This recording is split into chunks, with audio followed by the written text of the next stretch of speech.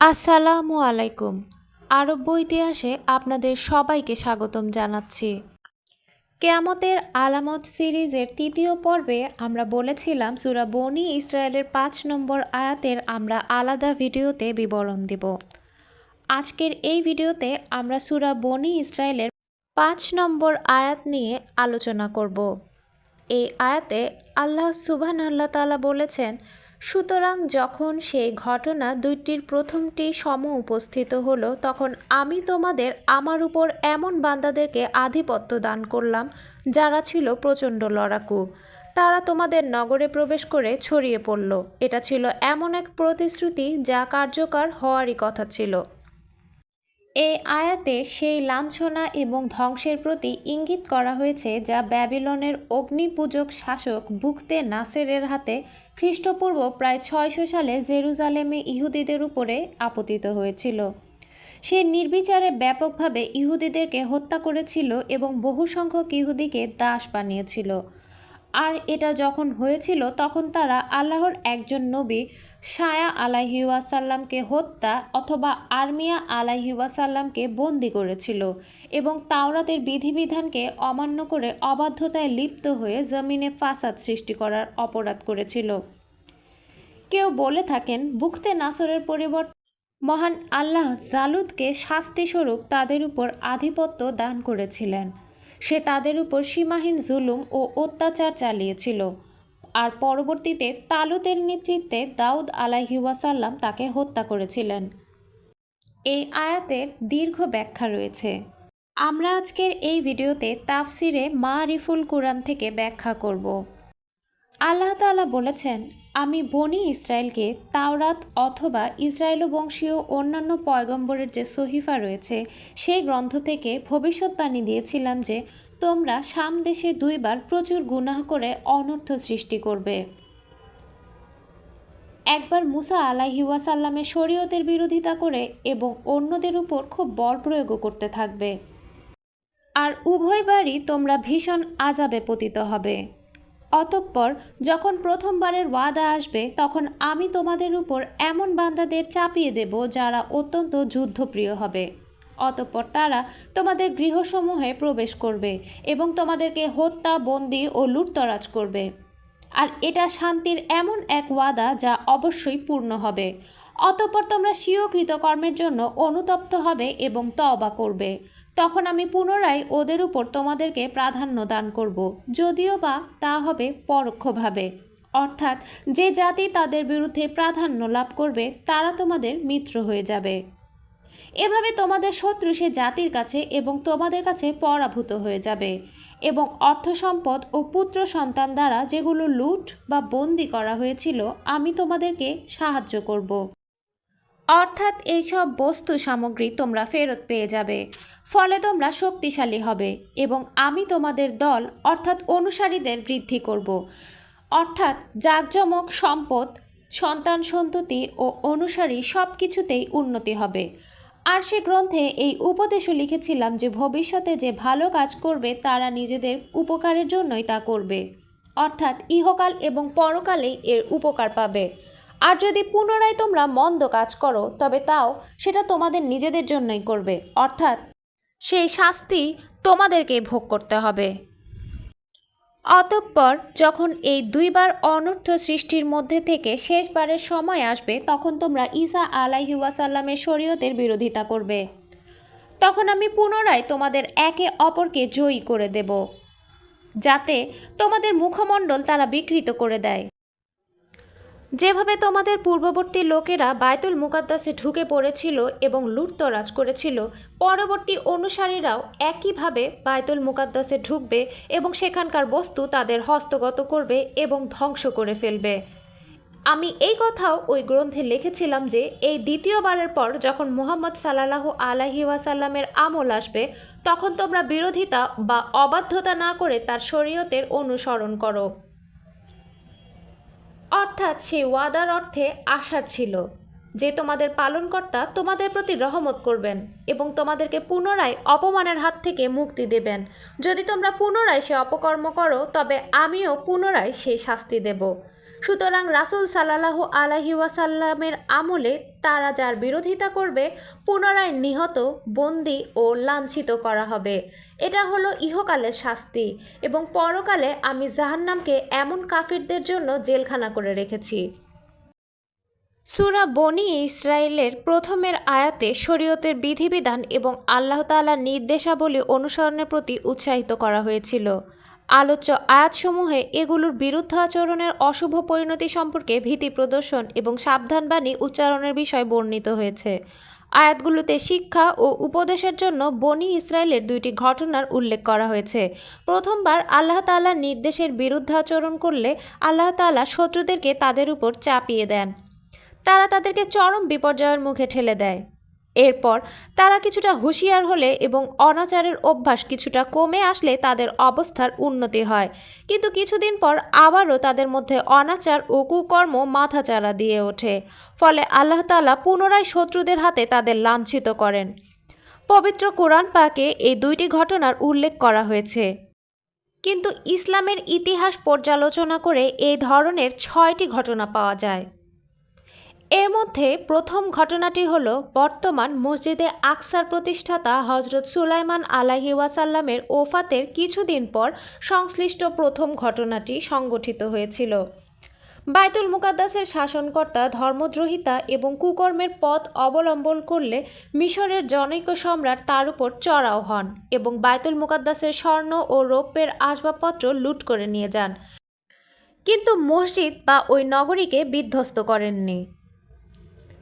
এবার আসা যাক দ্বিতীয় ঘটনায়। এই ঘটনার 400 বছর পর সংগঠিত হয় দ্বিতীয় ঘটনাটি। বায়তুল মুকাদ্দাসে বসবাসকারী কতিপয় ইহুদি মূর্তি পূজা শুরু করে দেয় এবং অবশিষ্টরা অনৈক্যের শিকার হয়ে পারস্পরিক দ্বন্দ্ব এবং কলহে লিপ্ত হয়। পরিণামে পুনরায় মিশরের জনৈক সম্রাট তাদের উপর আক্রমণ চালায় এবং নগরী ও মসজিদ প্রাচীরেরও কিছুটা ক্ষতি সাধন করে। এরপর তাদের অবস্থার যথাকিঞ্চিত উন্নতিও হয়। এরপর আসা যাক তৃতীয় ঘটনায়। এর কয়েক বছর পর তৃতীয় ঘটনাটি সংগঠিত হয়, যখন বাবেল সম্রাট বুখতানসর বায়তুল মুকাদ্দাস আক্রমণ করে নেন এবং শহরটি ধ্বংস করে প্রচুর সম্পদ লুট করে নিয়ে যান। সেই সময় অনেক লোককে বন্দি করে সঙ্গে করে নিয়ে যাওয়া হয়েছিল এবং সাবেক সম্রাট পরিবারের জনৈক ব্যক্তিকে নিজের প্রতিনিধিরূপে নগরের শাসনকর্তা নিযুক্ত করা হয়েছিল। এরপর সংগঠিত হয় চতুর্থ ঘটনাটি। এর কারণ এই যে এবারের নতুন সম্রাট ছিল মূর্তিপূজক এবং অনাচারী। সে বুখতানসরের বিরুদ্ধে বিদ্রোহ ঘোষণা করলে বুখতানসর পুনরায় বায়তুল মুকাদ্দাস আক্রমণ করে। এবার সে হত্যা ও লুটতরাজের চূড়ান্ত করে ফেলে, আগুন লাগিয়ে সমগ্র শহরটিকে ধ্বংসস্তূপে পরিণত করে। আর এই দুর্ঘটনাটি সংঘটিত হয়েছিল হজরত সুলাইমান আলাইহি ওয়াসাল্লাম কর্তৃক মসজিদ নির্মাণের প্রায় 415 বছর পর। এরপর ইহুদিরা এখান থেকে নির্বাসিত হয়ে বাবেলে স্থানান্তরিত হয়। এরপর সেখানে চরম অপমান, লাঞ্ছনা এবং দুর্গতির মাঝে তাদের 70 বছর অতিবাহিত হয়। এরপর ইরানের সম্রাট বাবেল দখল করে নেন। এই ইরান সম্রাট নির্বাসিত ইহুদিদের প্রতি দয়াপ্রবশ হয়ে তাদের পুনরায় সিরিয়ায় পৌঁছে দেন এবং তাদের লুণ্ঠিত দ্রব্য সামগ্রীও তাদের হাতে প্রত্যাপন করে। এই সময় ইহুদিরা নিজেদের কুকর্মের জন্য অনুতপ্ত হয়ে তওবা করে এবং নতুনভাবে বসতি স্থাপন করে ইরান সম্রাটের সহযোগিতায় পূর্বের নমুনা অনুযায়ী মসজিদে আকসা পুনর্নির্মাণ করে। এরপরে সংগঠিত হয় পঞ্চম ঘটনাটি। ইহুদিরা এখানে পুনরায় সুখে স্বাচ্ছন্দ্যে জীবনযাপন করতে থাকে এবং অতীতকে সম্পূর্ণভাবে ভুলে যায়। তারা আবারও ব্যাপকভাবে পাপে লিপ্ত হয়ে পড়ে। অতঃপর হজরত ঈসা আলাইহি ওয়াসাল্লামের জন্মের 170 বছর পূর্বে এই ঘটনাটি সংগঠিত হয়। আন্তাকিয়া শহরের প্রতিষ্ঠাতা সম্রাট ইহুদিদের উপর চড়াও হয়। সে বছর 40,000 ইহুদিকে হত্যা এবং 40,000কে বন্দী ও গোলাম বানিয়ে সঙ্গে করে নিয়ে যায়। সে মসজিদেরও অবমাননা করে, কিন্তু মসজিদের মূল ভবনটি রক্ষা পেয়ে যায়। পরবর্তী পর্যায়ে এই সম্রাটের অধিকারীরা শহর এবং মসজিদকে সম্পূর্ণ ময়দানে পরিণত করে ফেলে। এর কিছুদিন পর বায়তুল মুকাদ্দাস রোম সম্রাটদের দখলে চলে যায়। তারা মসজিদের সংস্কার সাধন করে এবং এর 8 বছর পর হজরত ঈসা আলাইহি ওয়াসাল্লাম দুনিয়াতে আগমন করেন। এবার আসা যাক ষষ্ঠ ঘটনায়। হজরত ঈসা আলাইহি ওয়াসাল্লামের সশরীরে আকাশে উত্থিত হওয়ার 40 বছর পর ষষ্ঠ ঘটনাটি ঘটে। ইহুদিরা রোম সম্রাটের বিরুদ্ধে বিদ্রোহ করে, ফলে রোম শহর ও মসজিদ পুনরায় বিধ্বস্ত করে পূর্বের ন্যায় ধ্বংসস্তূপে পরিণত করে দেয়। তখনকার সম্রাটের নাম ছিল তাইতিস। সে ইহুদিও ছিল না, আবার খ্রিস্টানও ছিল না, কারণ তার অনেক দিন পর কনস্ট্যান্টাইন প্রথম খ্রিস্টান ধর্ম গ্রহণ করে। এরপর থেকে খলিফা হজরত উমর রাদিয়াল্লাহু তাআলা আনহু-এর আমল পর্যন্ত এই মসজিদটি বিধ্বস্ত অবস্থায় পড়েছিল। হজরত উমর রাদিয়াল্লাহু তাআলা আনহু এটি পুনর্নির্মাণ করান। এই 6টি ঘটনা তাফসিরে হক্কানির বরাত দিয়ে তাফসিরে বায়ানুল কোরআনে লিখিত রয়েছে। এখন প্রশ্ন হচ্ছে যে এই 6টি ঘটনার মধ্যে কোরআনে উল্লেখিত ঘটনা কোন দুইটি? এর চূড়ান্ত ফয়সালা করা কঠিন। তবে এগুলোর মধ্যে যেই ঘটনাগুলো অধিক গুরুতর এবং প্রধান এবং যেগুলোর মধ্যে ইহুদিদের নষ্টামিও অধিক হয়েছে এবং শাস্তিও কঠোরতরভাবে হয়েছে সেগুলোই বোঝা দরকার। বলা বাহুল্য সেগুলো হচ্ছে চতুর্থ এবং ষষ্ঠ ঘটনা।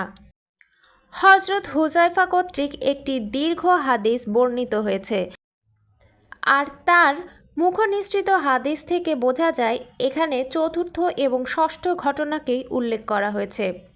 আর ওই দীর্ঘ হাদিসটির অনুবাদ আমরা এখন বর্ণনা করব।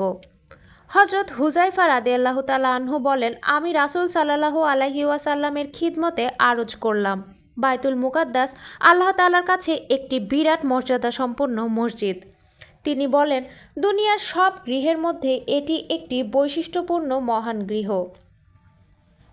এটি আল্লাহ তাআলা সুলাইমান ইবনে দাউদ আলাইহি ওয়াসাল্লামের জন্য স্বর্ণ, রৌপ্য, মণি, মুক্তা এবং আরও অনেক মূল্যবান জহরত দ্বারা নির্মাণ করেছিলেন। আল্লাহর নবী হজরত সুলাইমান আলাইহি ওয়াসাল্লাম যখন এই মসজিদের নির্মাণ কাজ আরম্ভ করেন তখন আল্লাহ তাআলা জিনদেরকে তার আজ্ঞাবহ করে দেন। জিনরা এইসব মণি, মুক্তা, স্বর্ণরৌপ্য সংগ্রহ করে মসজিদ নির্মাণের কাজ শুরু করে। হজরত হুজাইফা বলেন, আমি আরজ করলাম, এরপর বাইতুল মুকাদ্দাস থেকে মণি, মুক্তা এবং স্বর্ণরৌপ্য কোথায় এবং কিভাবে উধাও হয়ে গেল? আমার এই প্রশ্নের জবাবে রাসূল সাল্লাল্লাহু আলাইহি ওয়াসাল্লাম বললেন, বনি ইসরায়েলরা যখন আল্লাহ তাআলার নাফরমানি করে, গুনাহ ও কুকর্মে লিপ্ত হলো এবং পয়গম্বরগণকে হত্যা করল, তখন আল্লাহ তাআলা তাদের ঘাড়ে বুকতা নাসরকে চাপিয়ে দিলেন। বুকতা নসর ছিল একজন অগ্নি উপাসক। সে 700 বছর বাইতুল মুকাদ্দাস শাসন করে। আর কোরআন পাকের এই আয়াতে ওই ঘটনার কথাই বলা হয়েছে। বুকতা নাসরের সৈন্যবাহিনী মসজিদে আকসায় ঢুকে পড়ে, পুরুষদের হত্যা করে, মহিলা ও শিশুদেরকে বন্দী করে এবং বাইতুল মুকাদ্দাসের সমস্ত ধন সম্পদ, স্বর্ণ, রৌপ্য ও মণিমুক্তা 1,70,000 গাড়িতে বহন করে নিয়ে যায় এবং স্বদেশ বাবেলে সংরক্ষিত করে রাখে। সে বনি ইসরায়েলকে 100 বছর পর্যন্ত লাঞ্ছনা সহকারে নানা রকম কষ্টদায়ক কাজে নিযুক্ত করে রাখে। আর এরপরই আল্লাহ তাআলা ইরানের ওই সম্রাটকে তার মোকাবেলার জন্য তৈরি করে দেন। ইরানের ওই সম্রাট বাবেল জয় করেন এবং অবশিষ্ট বনি ইসরায়েলকে বুকতা নাসরের বন্দিদশা থেকে মুক্ত করেন। বুকতা নাসের যেসব ধন সম্পদ বাইতুল মুকাদ্দাস থেকে নিয়ে গিয়েছিল, ইরানি বাদশাহ সেগুলো বাইতুল মুকাদ্দাসে ফেরত পাঠিয়ে দেন। অতঃপর আল্লাহ তাআলা বনি ইসরায়েলকে নির্দেশ দেন, যদি তোমরা আবারও নাফরমানি করো এবং গুনাহের দিকে ফিরে যাও, তবে আমিও পুনরায় হত্যা ও বন্দিত্বের আযাব তোমাদের উপর চাপিয়ে দেব। এরপর বনি ইসরায়েলরা যখন বাইতুল মুকাদ্দাসে ফিরে এলো এবং সমস্ত ধন সম্পদ ও আসবাবপত্র তাদের হস্তগত হয়ে গেল, তখন তারা আবারও আগের মতো পাপ এবং কুকর্মে লিপ্ত হয়ে পড়ল। আর তখনই আল্লাহ তাআলা রোম সম্রাটকে তাদের ঘাড়ে চাপিয়ে দিলেন। আয়াতে এই ঘটনাই বোঝানো হয়েছে। রোম সম্রাট জলে ও স্থলে উভয় ক্ষেত্রে তাদের সাথে যুদ্ধ করে অগণিত লোককে হত্যা ও বন্দী করে এবং বাইতুল মুকাদ্দাসের সমস্ত ধন সম্পদ 1,70,000 গাড়িতে বোঝাই করে নিয়ে যায়। এইসব ধন সম্পদ রোমের স্বর্ণ মন্দিরে এখনও পর্যন্ত সংরক্ষিত রয়েছে এবং থাকবে। শেষ জামানায় হজরত ইমাম মাহাদি আবির্ভূত হয়ে এই স্বর্ণরৌপ্যকে আবারও 1,70,000 নৌকা বোঝাই করে বাইতুল মুকাদ্দাসে ফিরিয়ে আনবেন। বয়ানুল কোরআনে বলা হয়েছে, কোরআনে উল্লেখিত ঘটনাদ্বয়ের অর্থ দুইটি শরীয়তের বিরুদ্ধ আচরণ। এক, হজরত মুসা আলাইহি ওয়াসাল্লামের শরীয়তের বিরুদ্ধ আচরণ, আর দুই, হজরত ঈসা আলাইহি ওয়াসাল্লামের নবুয়ত লাভের পর তার শরীয়তের বিরুদ্ধ আচরণ। উল্লেখিত ঘটনাবলীর সারমর্ম এই যে, বনি ইসরায়েল সম্পর্কে আল্লাহ তাআলার ফয়সালা ছিল এই যে, তারা যতদিন পর্যন্ত আল্লাহর আনুগত্য করবে ততদিন ধর্মীয় ও জাগতিক ক্ষেত্রে কৃতকার্য ও সফলকাম থাকবে, এবং যখনই ধর্মের প্রতি বিমুখ হয়ে পড়বে তখনই লাঞ্ছিত ও অপমানিত হবে এবং শত্রুদের হাতে তারা ধরাশয়ী হবে। শত্রুরা তাদের উপর প্রবল হয়ে শুধু তাদের জানমালেরই ক্ষতি করবে না, বরং তাদের পরম প্রিয় কেবলা বায়তুল মুকাদ্দাসও শত্রুর কবল থেকে নিরাপদ থাকবে না। তাদের কাফির শত্রু বায়তুল মুকাদ্দাসের মসজিদে ঢুকে এর অপমাননা করবে এবং একে পর্যদুস্ত করে ফেলবে। এটাও হবে বনি ইসরায়েলের শাস্তিরই একটি অংশ বিশেষ। কোরআন পাকে তাদের এই দুই ঘটনার কথাই বর্ণনা করা হয়েছে। আল্লাহ তাআলা নিজেই বলেছেন, তোমরা পুনরায় নাফরমানির দিকে প্রত্যাবর্তন করলে আমিও পুনরায় এমন ধরনের শাস্তি ও আযাব চাপিয়ে দেব। যখন বনি ইসরায়েলরা স্বীয় কুকর্মের জন্য অনুতপ্ত হয়ে তওবা করে, তখন আল্লাহ তাআলা তাদের দেশ, ধন সম্পদ এবং জনবল ও তাদের সন্তান সন্ততিকে পুনর্বহাল করে দেবেন, এমনটি আল্লাহ তাআলা প্রতিজ্ঞা করেছেন। আর আল্লাহ তাআলার এই বিধিটি কিয়ামত পর্যন্ত বলবৎ থাকবে। এখানে বনি ইসরায়েলের সেসব লোকদেরকে সম্বোধন করা হয়েছে যারা রাসূল সাল্লাল্লাহু আলাইহি ওয়াসাল্লামের আমলেও বিদ্যমান ছিল। আর এতে ইঙ্গিত করা হয়েছে প্রথমবার মুসা আলাইহি ওয়াসাল্লামের শরীয়তের বিরুদ্ধাচরণের কারণে এবং দ্বিতীয়বার ঈসা আলাইহি ওয়াসাল্লামের শরীয়তের বিরুদ্ধ আচরণের কারণে যেভাবে তোমরা শাস্তি ও আযাবে পতিত হয়েছিলে, এখন তৃতীয় যুগ হচ্ছে মুহাম্মদীয় যুগ, যা কিয়ামত পর্যন্ত বলবৎ থাকবে। আর এর বিরুদ্ধ আচরণ করলে তোমাদেরকে আগের মতোই শাস্তি ভোগ করতে হবে। এখানে খুবই উল্লেখযোগ্য একটি ব্যাপার হলো বায়তুল মুকাদ্দাসের বর্তমান অবস্থা। বায়তুল মুকাদ্দাসের এই ঘটনা পরম্পরারই একটি অংশ। বনি ইসরায়েলের যেসব ঘটনা কোরআনে বর্ণিত রয়েছে সেগুলো মুসলমানদেরকে শোনানোর উদ্দেশ্যে ব্যাহত নয় যে মুসলমানগণ এ আল্লাহ প্রদত্ত বিধি ব্যবস্থা থেকে আলাদা নয়।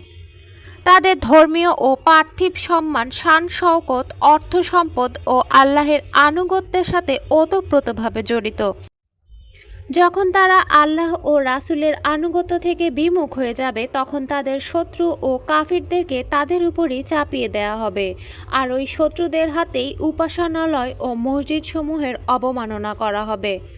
বায়তুল মুকাদ্দাসের উপর ইহুদিদের বর্তমান অধিকার এবং তাতে অগ্নিসংযোগের ঘটনা সমগ্র মুসলিম বিশ্বকে নাড়া দিয়ে রেখেছে। এতে করে কোরআনের ভবিষ্যদ্বাণী নতুন করে প্রমাণিত হয়েছে। কোটি কোটি আরবের বিরুদ্ধে মাত্র কয়েক লাখ ইহুদি ওই যুদ্ধে জয়লাভ করেছে এবং প্রভাব বিস্তার করে বসে আছে। তারা আরবদের ধন সম্পদের বিস্তর ক্ষতি সাধন করছে এবং ইসলামী শরীয়তের দৃষ্টিতে বিশ্বের 3টি শ্রেষ্ঠতম মসজিদের একটি মসজিদ, যা সব সময়ই পয়গম্বরগণের কিবলা ছিল, তা আরবদের থেকে ছিনিয়ে নিয়েছে।